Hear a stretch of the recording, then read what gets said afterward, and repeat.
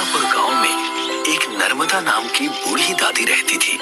नर्मदा को उसके बेटे और बहू ने अपने पोते रिंकू के साथ गांव में छोड़ दिया था। 1 वर्ष बीत गया था और नर्मदा के पास अब घर में कुछ भी खाने के लिए नहीं बचा था। एक दिन की बात है जब नर्मदा रिंकू के साथ निर्मला के पास कुछ खाने के लिए मांगने जाती है। अरे निर्मला, अरे ओ निर्मला, सुनती हो? क्या है सुबह सुबह? क्षमा करना बहन, पर लल्ला बहुत भूखा है। अगर कुछ खाना बनाया हो तो बस लल्ला के हिस्से का दे दो। गांव बसा नहीं भिखारी पहले ही आ गए। तुझसे कितनी बार कहा है कि तेरे बेटे तो तुझे छोड़कर चले गए और अपनी पत्नी को साथ में ले गए। अब पूरा गांव तुम्हारा भार ढोएगा क्या? निर्मला, सुनो तो। नर्मदा कुछ और कह पाती उससे पहले ही निर्मला अपने घर का दरवाजा बंद कर लेती है। नर्मदा की आंखों में आंसू आ जाते हैं। आप रो मत दादी, मैं जब बड़ा हो जाऊंगा तो ढेर सारे पैसे कमा कर लाऊंगा ताकि आपको किसी की बात ना सुननी पड़े। अरे तू ही तो मेरा लल्ला है।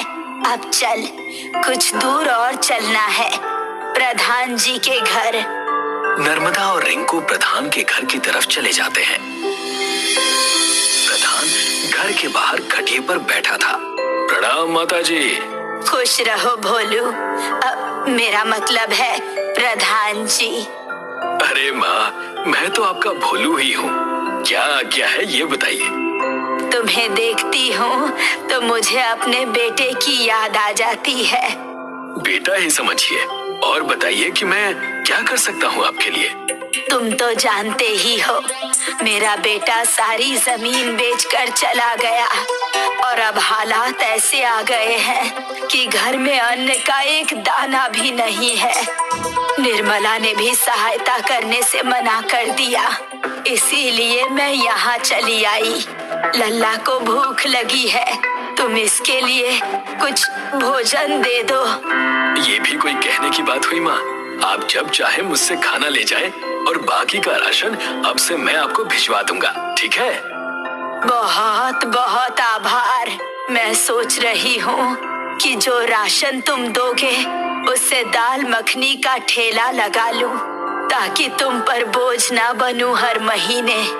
आप निश्चिंत रहिए माँ, मैं कल ही सारी व्यवस्था करके आपके घर पहुँचा दूंगा।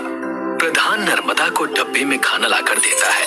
नर्मदा और रिंकू अपने घर की ओर रवाना हो जाते हैं। ले लल्ला, अच्छे से खा। अब जब प्रधान जी राशन भेजेंगे तो तेरी दादी बढ़िया सी दाल मखनी की दुकान खोलेगी और जब खूब दाल मखनी बिक जाएगी तो तेरे लिए कपड़े और खिलौने भी ले आएगी। हाँ दादी, खूब सारे खिलौने। और दादी, मुझे किताबें भी चाहिए, तभी तो अफसर बनूंगा ना और पैसे कमाऊंगा। बड़ी मीठी मीठी बातें करता है तू लल्ला। तुझे देखकर सारा दुख अपने आप खत्म हो जाता है। दादी। हाँ लल्ला, बोल, क्या बात हो गई? मैं तो कुछ और कह रहा था। अच्छा बता, मैं भी तो सुनूं। दादी, मैं बाहर नदी के पास उस मिट्टी से खेलूंगा तो गंदा हो जाऊंगा, इसीलिए सोचा कि आपसे पूछ लूं। अच्छा, तो ये बात है। जा खेल ले, लेकिन घर जल्दी लौट आना और नदी में मत जाना। बस बस दादी, मैं समझ गया।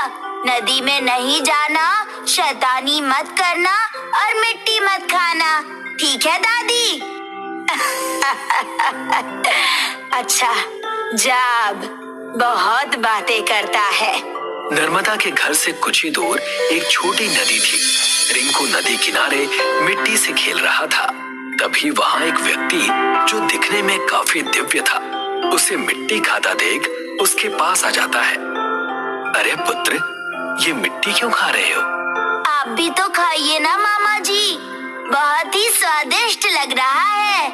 एक ही पल में अपना भी कर लिया तुमने हमें। सही कहते हैं कि बच्चे बड़े अनमोल होते हैं। लाओ, जब मामा कह ही दिया है तो थोड़ी चख लेता हूँ। ये लो मामा जी। रिंकू के हाथ से दी हुई मिट्टी देवता भी चखते हैं। उसे चखकर वो बड़े ही प्रसन्न नजर आते हैं।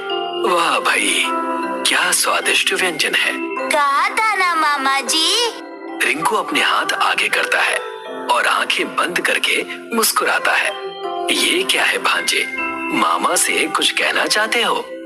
अरे आप समझे नहीं, मेरी दादी कहती है कि एक भांजे को खिलाना सब ब्राह्मणों को खिलाने जैसा है।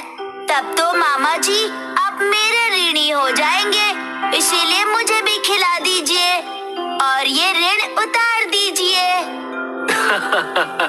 अच्छा, मामा को अच्छा फंसाया है तुमने, पर मिट्टी नहीं, मैं तुम्हें कुछ और देता हूँ। देवता ने अपने हाथ खोले और उसमें से एक हीरे का जादुई चम्मच निकला, जो उन्होंने रिंकू को दे दिया।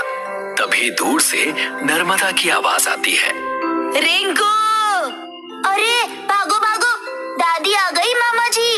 अगर उन्होंने देख लिया ना तो मिट्टी खाने के लिए डांटेंगी। अच्छा ठीक है ठीक है, अब मैं चलता हूँ भांजे। वो देवता ये कहकर वहाँ से गायब हो गए। तभी नर्मदा वहाँ पहुँच गई। अरे लल्ला, तुझे मना किया था ना कि मिट्टी मत खाना, पर तनिक भी बात नहीं मानता। अरे दादी सुनो तो, मैंने मिट्टी नहीं खाई, वो तो एक मामा जी मिल गए थे, उन्होंने खिला दी। इस चम्मच पे लगी है, आप भी जरा चख लीजिए। क्या अब तो झूठ भी बोलने लगा है? तभी नर्मदा की नजर उस जादुई हीरो के चम्मच पर गई। अरे ये तो हीरे से बना है, कौन दे गया तुझे ये? आपको पसंद आई तो आप रख लीजिए दादी, बस मुझे डांटिए मत। सब गुण है ना तुझ में, अपनी मीठी मीठी बातों में उलझा लेता है और हर बार बच जाता है। पर आज नहीं छोड़ूंगी तुझे, चल घर। एक दिन बीत जाता है और प्रधान नर्मदा के घर राशन और ठेले का सामान लेकर आता है। हाँ माँ, ये रहा सारा सामान। तुम्हारा बहुत आभार रहा भोलू। अरे माँ, फिर वही बात, आभार कैसा?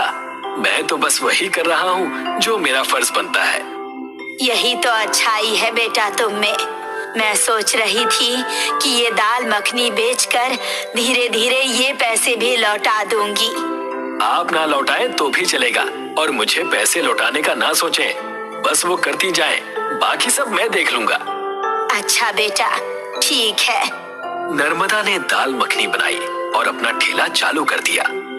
उसकी सुगंध आते ही रिंकू वहाँ अपना चम्मच लेकर खड़ा हो गया और साथ ही साथ प्रधान भी।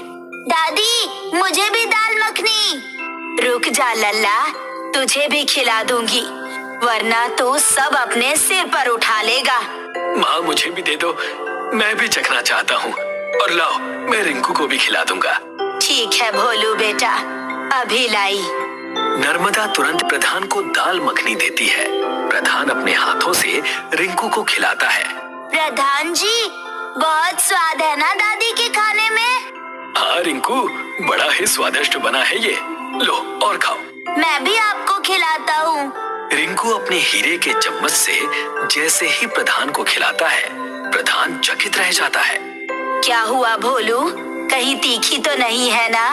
नहीं माँ, ये हीरे का चम्मच, जब इससे मुझे रिंकू ने खिलाया तो मानो इसका स्वाद 100 गुना बढ़ गया।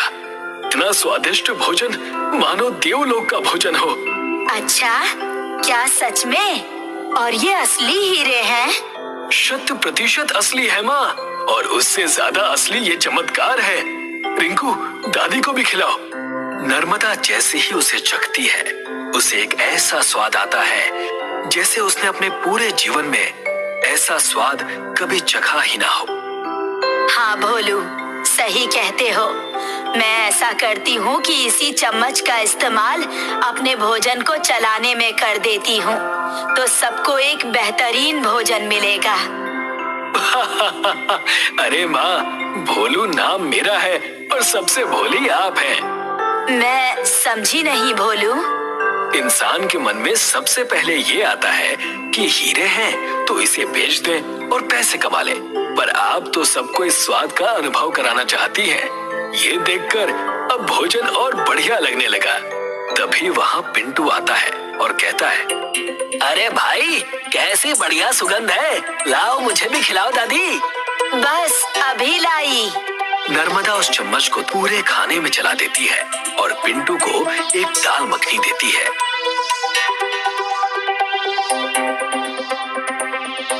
अरे वाह माँ, ऐसे स्वादिष्ट खाने को तो दिव्य ही कहा जा सकता है। मैंने कभी शहर में भी ऐसा कुछ नहीं चखा। खा बेटा और खा, आज कोई दाम नहीं लूंगी इस दाल मखनी का। निर्मला भी वहाँ चली आई और पूछने लगी, अरे ओ नर्मदा, क्या बात है और ये शोरगुल कैसा? आओ बहन, तुम भी चखो दाल मखनी, बहुत स्वादिष्ट बनी है। मैं नहीं खाती, बस देखने आई थी कि आखिर तुमने क्या नया बखेड़ा चालू कर दिया। और वैसे भी तुम्हारे पास इतनी सामग्री होगी कहाँ कि तुम कुछ अच्छा बना भी सको।